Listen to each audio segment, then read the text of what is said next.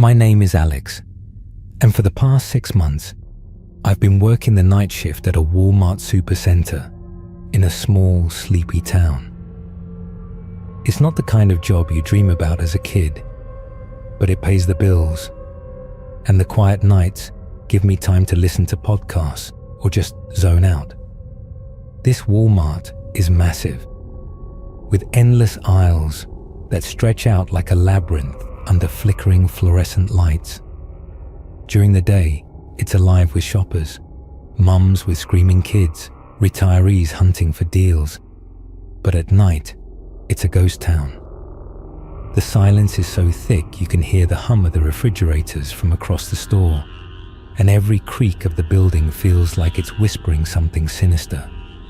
Tonight's a Friday, and I'm on closing duty, which means I'm responsible for locking up after the store shuts down at 11 p.m. It's 10:55 p.m. now, and I'm already starting my routine, checking registers, turning off unnecessary lights, and making sure no one's lingering in the aisles. As I walk through the electronics section, I notice the overhead lights flickering, casting weird shadows on the shelves of TVs and gaming consoles. That's odd. They've been fine all night. I jot it down mentally to report to maintenance, though I know they'll probably ignore it for weeks. Heading toward the back, I hear a faint clatter from the toy aisle, like a plastic toy hitting the floor. I freeze, straining my ears, but there's nothing else. Just my imagination, I tell myself. Or maybe one of those rats that scurry through the walls. Still, the air feels colder tonight, heavier, like the store's holding its breath. I shake it off and continue my rounds, trying to focus on the task at hand. As I reach the front doors to lock up, a man rushes up, banging on the glass. "Wait, please, I just need to grab something quick." He's in his 30s, wearing a worn hoodie and jeans, his hair disheveled like he's been running. "Fine," I say, "but make it fast. We're closing." He nods and hurries inside, heading straight for the pharmacy section. I watch him disappear down the aisle, then lock the doors behind him. Now it's just me and this guy in this cavernous store. While he's shopping, I start counting the cash in the registers, the monotony calming my nerves. After what feels like forever, he returns with a small bag. Some over-the-counter meds, it looks like. "Thanks, man," he mumbles, avoiding eye contact as he slips out. I lock the doors again, relieved to be alone. Or at least, I should be alone. Back in the office, I'm finishing the closing paperwork when a loud crash echoes through the store. It sounds like something heavy, a shelf maybe, collapsing. My heart jumps into my throat. The store's supposed to be empty. I grab my flashlight, my hands already trembling, and head out to investigate. The aisles are dark now, lit only by the dim glow of emergency exit signs. My footsteps echo, too loud in the silence.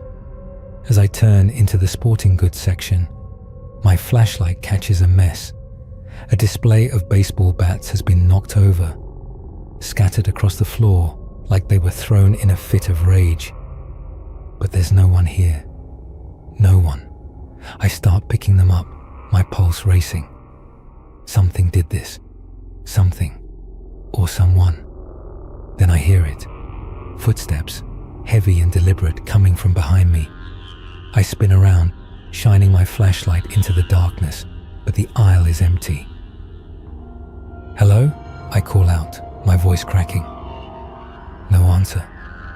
The footsteps stop. I stand there, frozen, waiting for something, anything to happen. But there's only silence, thick and oppressive, pressing down on me. I decide to check the security cameras. Maybe I'm just paranoid, but I need to be sure no one's in here with me.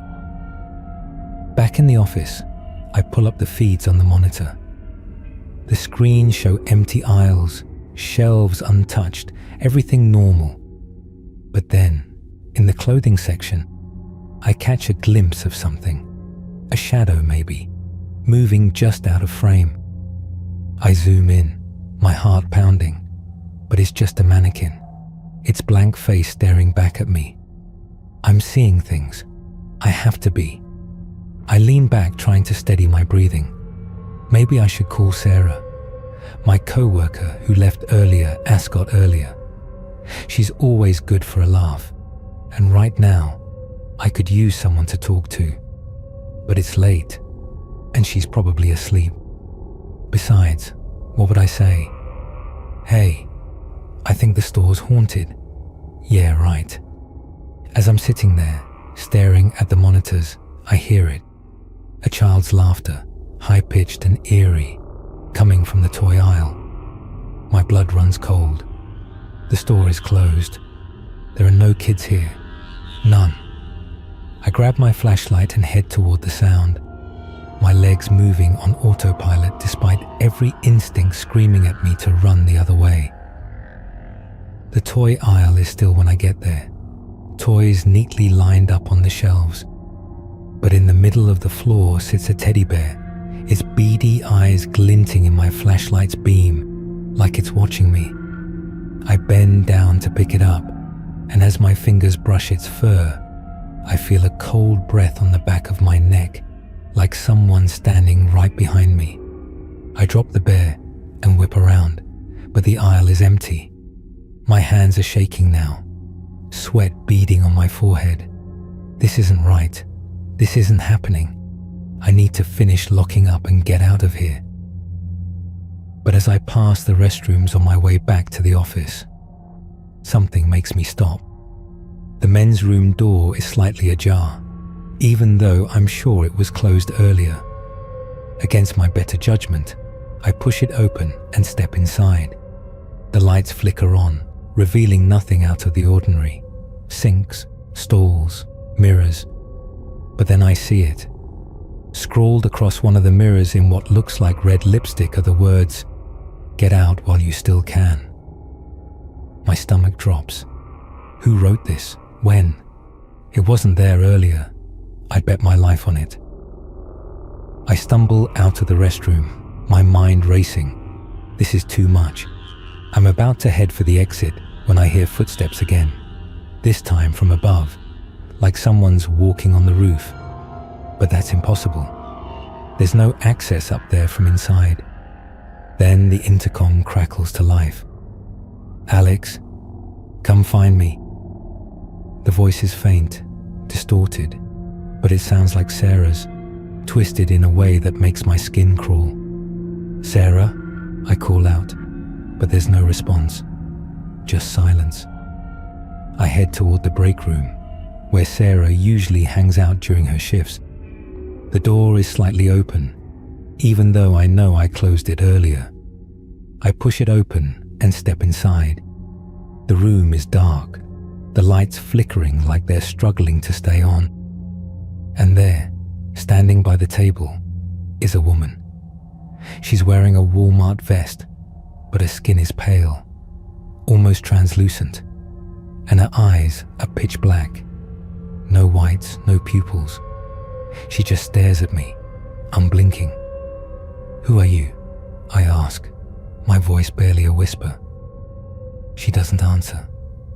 Instead, she raises a hand and points toward the back of the store, toward the storage rooms.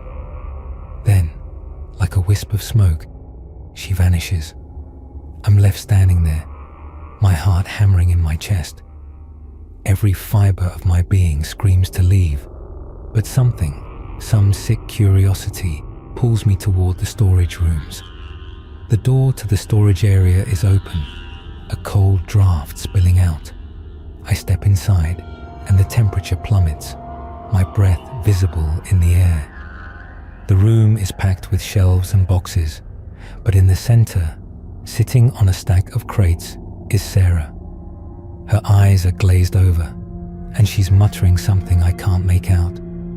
"Sarah," I approach cautiously. "Are you okay?" She looks up, and for a moment, her eyes focus.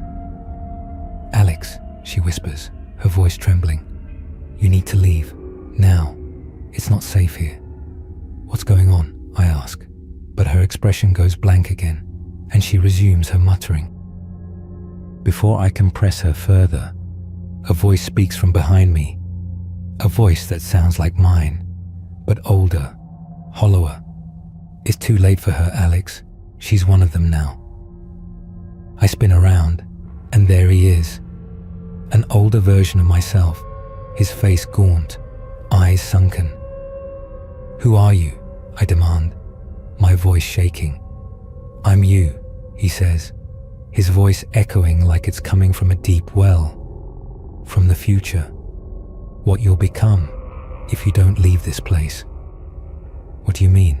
I ask, dread pooling in my gut. "This store is cursed," he says. "It feeds on the souls of those who work here at night. You felt it, the fear, the unease. It's already started." I shake my head. "That's impossible." "Is it?"